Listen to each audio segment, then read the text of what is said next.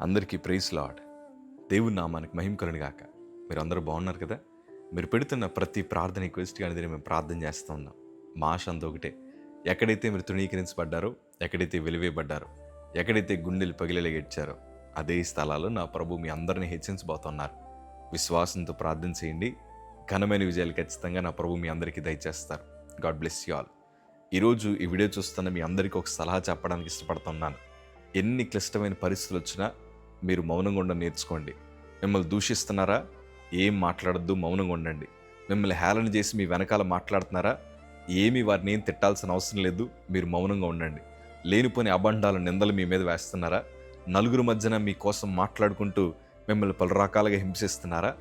ఏం జరుగుతున్నా మీరు మౌనంగా ఉండండి. ఎందుకంటే వారు ఏం చేస్తున్నారో వారికి తెలియదు. దేవుడు వారికి ఎలాంటి శిక్షణ ఇవ్వబోతున్నాడో కూడా వారికి తెలియదు. ఎందుకంటే దేవుడు తన పిల్లలను అవమానపరిచే దేవుడు కాదు. కొంతమంది అంటున్నారన్నా, నా సొంత కుటుంబం నన్ను దూషిస్తూ ఉంది, నా దగ్గర ఉండే ఆస్తి లాక్కోవాలని ప్రయత్నం చేస్తున్నారు, నేను నా కుటుంబం నాశనం అయిపోవాలని కోరుకుంటున్నారు, నేను పడిపోతే చూడాలని కోరుకుంటున్నారు. ఇలాంటివన్నీ నాకు తెలుస్తున్నప్పుడు నాకు వారిని అడగాలనిపిస్తుంది, వారితో మాట్లాడాలనిపిస్తుంది, వారిని తిట్టాలనిపిస్తుందని పలు రకాల ఎమోషన్స్ని మనం వ్యక్తం చేయడానికి ప్రయత్నం చేస్తూ ఉంటాం. ఈరోజు దైవజనుడికి ఒక మాట చెప్పనా, ఎవరు ఏమనుకుంటున్నా మౌనంగా ఉండండి. ఎందుకంటే మనం మౌనంగా ఉంటేనే దేవుడు బలమైన కార్యాలు జరిగించడం ప్రారంభిస్తాడు. దావీదు మహాభక్తుడు అనుభవంతో రాస్తున్నాడు కదా. కీర్తనల భాగము 62వ కీర్తన మొదటి మాట చదవగలిగితే, నా ప్రాణము దేవుని నమ్ముకుని మౌనంగా ఉన్నది, ఆయన వల్ల నాకు రక్షణ కలుగును, ఆయనే నా ఆశ్రయదుర్గము, ఆయనే నా రక్షణకర్త. దావీదు అంటున్నాడు కదా, నా ప్రాణము దేవుని నమ్ముకుని మౌనంగా ఉంది. ఈరోజు మీరు ప్రభు నమ్ముతున్నారు. మన ప్రభు ఎట్లాంటి వాడు తెలుసా? అద్భుత కార్యాలు జరిగించగలిగిన దేవుడు. పెంట కుప్పల మీద ఉండే వారిని సింహాసనం ఎక్కించగలిగిన దేవుడు ఆయన. సింహము నోర్లను మూసిన దేవుడు ఆయన. తన భక్తి పరులకు అపాయము కలగకుండా ఎన్ని అవమానాలు కలుగుతున్నా, ఎంతమంది కుట్రలు పన్నుతున్నా వారందరి మధ్యన ఘనమైన సాక్షులుగా తన పిల్లలను మార్చిన దేవుడు ఆయన. దేవుని సన్నిధిలో ఈరోజు సేవకుడిగా చెప్తున్నాను, మాకు కూడా ఎన్నో నిందలు అవమానాలు మా బ్రతుకులోకి వచ్చినా మేము మౌనంగా ఉండడం నేర్చుకున్నాం. చిన్నప్పటి నుండి కొన్ని శోధనల మధ్యన మేము ప్రయాణం చేస్తూ వచ్చాం. కొంతమంది మమ్మల్ని రేషన్ షాప్కి వెళ్ళినప్పుడు ఏమన్నారు తెలుసా? మీ మమ్మీ మీ డాడీ ఇంటికి పోయి అడుక్కు తింటారు కదా, మీకు బియ్యానికి ఎంత తక్కువ వచ్చాయి, కూరగాయలకి ఎంత తక్కువ వచ్చాయి అని.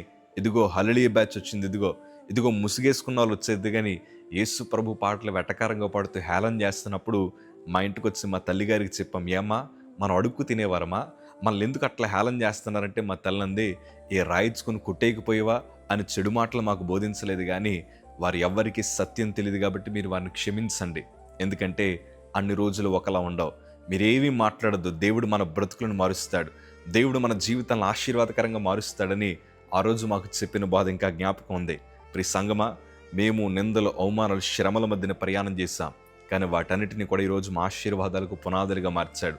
కారణం అంతా ఒకటే, ఎంతమంది హేళన చేస్తున్నా, ఎంతమంది అవమానపరుస్తున్నా, ఎంతమంది వేలెత్తి చూపి మనం పనికిరామని అంటున్నా, మనం మౌనంగా ఉండడం నేర్చుకోగలిగితే చాలు. దేవుడి మన వెనకాల బలమైన కార్యాలు ఖచ్చితంగా జరిగిస్తాడు. యేసేబును గుంతలో వేశారు, అయినా మౌనంగా ఉన్నాడు. బానిసగా పంపించారు, ఆ స్థలాల్లో కూడా మౌనంగా ఉన్నారు. చెరసాలలో వేశారు, అయినా మౌనంగా ఉన్నాడు. యేసేబు మౌనంగా ఉండడం వల్ల జరిగిన గొప్ప కార్యం ఏంటి తెలుసా?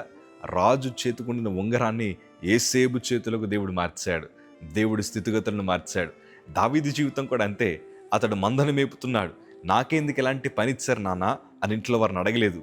అన్నలు తక్కువగా చూస్తుంటే నన్ను ఎందుకు ఇట్లా ఒంటరి చేస్తారని వారితో గొడవ పెట్టుకోలేదు. ఎంతోమంది దూషించారు, దావీదు నువ్వు గర్విష్ఠుడవయ్యా అని అతను పరువు తీశారు నలుగురు మధ్యన. అయినా కానీ ఎంత మౌనంగా ఉన్నాడో, తన మౌనమే ఘనమైన రాజుగా మార్చింది. ఈ సంగమా, ఈరోజు మీకు ఎన్నో క్లిష్టమైన పరిస్థితులు ఎదురవుతున్నాయి నాకు తెలుసు.